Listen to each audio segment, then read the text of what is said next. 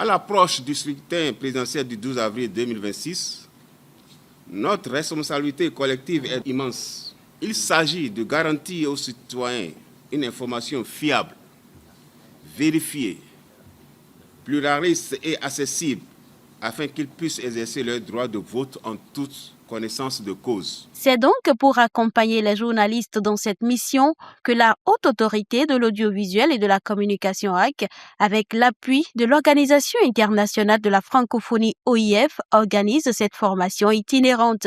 La phase méridionale de la formation a démarré ce lundi 2 mars 2026 à Cotonou. Organiser maintenant une formation sur la couverture médiatique des élections générales de 2026 paraît paradoxal, mais le secrétaire général de la HAC clarifie. D'une élection à une autre, rien n'est identique.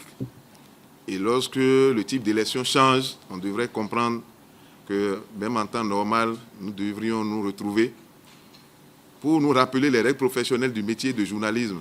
La HAC rêve d'une couverture médiatique responsable du scrutin présidentiel du 12 avril prochain. Pour l'aboutissement de ce rêve, les 4 jours de cette session de formation ne seront pas de tout repos pour les journalistes conviés.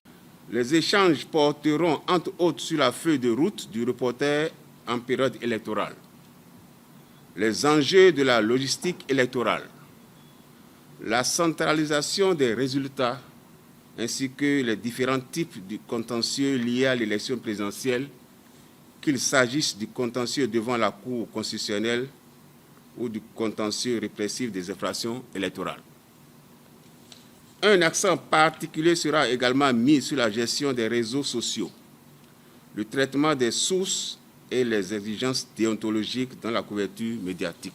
Les participants sont invités à faire preuve d'assiduité pour éviter certaines erreurs qui peuvent arriver en matière de couverture médiatique électorale. Le contentieux électoral s'agissant des élections législatives et communales couplées et celui de la présidentielle ne sont pas gérés devant les mêmes institutions et les procédures ne sont pas exactement les mêmes.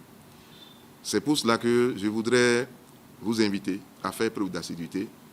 Nous allons nous rappeler les règles professionnelles du métier, mais nous avons besoin aussi de nous mettre à jour par rapport au type d'élection dont il s'agit. La première communication de la journée a porté sur le rôle des médias en période électorale.